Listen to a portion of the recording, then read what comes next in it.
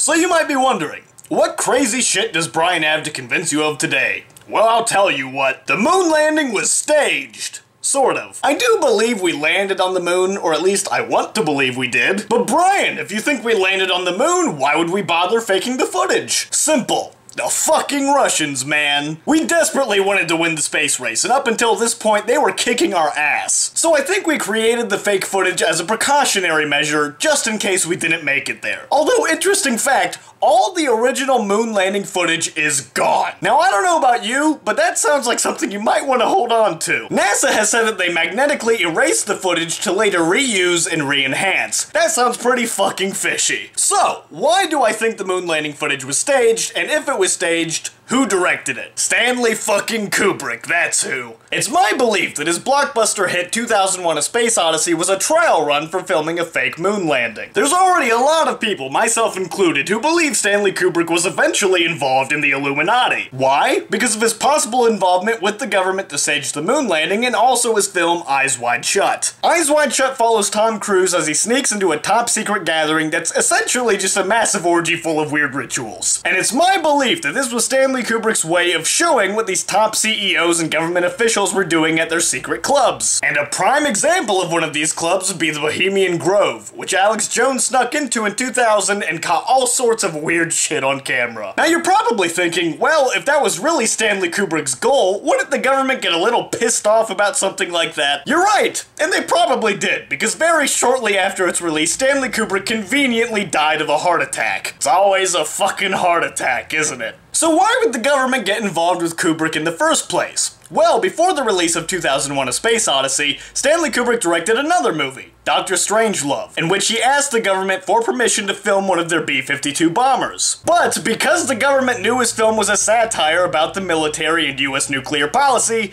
they refused. So because he didn't get permission, he just used special effects to make his own. And at the time, this shit looked fucking good. So it wouldn't surprise me if the film caught the government's attention. But anyway, back to the moon landing. There's a lot of little details that lean towards the possibility that the same techniques used to film 2001 were replicated in the moon landing footage. A major one being what's known as front screen projection. Basically, with this technique, an image is projected onto a highly reflective backdrop, usually made out of Scotch light, but the projection is too faint to reflect on any of the actors themselves. Now you'll notice if you look at the moon landing footage, there are these little refractions and reflections and almost visible geometry up in the sky. And these things look eerily similar to what we see in 2001 as a direct result of the front screen projection process. But on top of that, the government was known to have replicas of all the equipment used in the actual moon landing. Their excuse was that it was used for training purposes, but it's entirely plausible that these would end up being used as movie props. Now, in case you're still not convinced, I want to dig a little deeper into another work of Stanley Kubrick, The Shining. If you know anything about Stanley Kubrick, you know that his eye for detail is unparalleled. Every little seemingly insignificant thing in every shot of his movies is there for a reason. And there is a lot of subliminal imagery in The Shining to suggest that Stanley Kubrick was involved with the moon landing project. Now I'm only going to touch on this briefly, but if you want to see more information, check out the documentary Room 237. Basically, Room 237 was this room in The Shining where some weird ass shit was going down, but that number, 237, is significant, because how many miles away is the moon from Earth?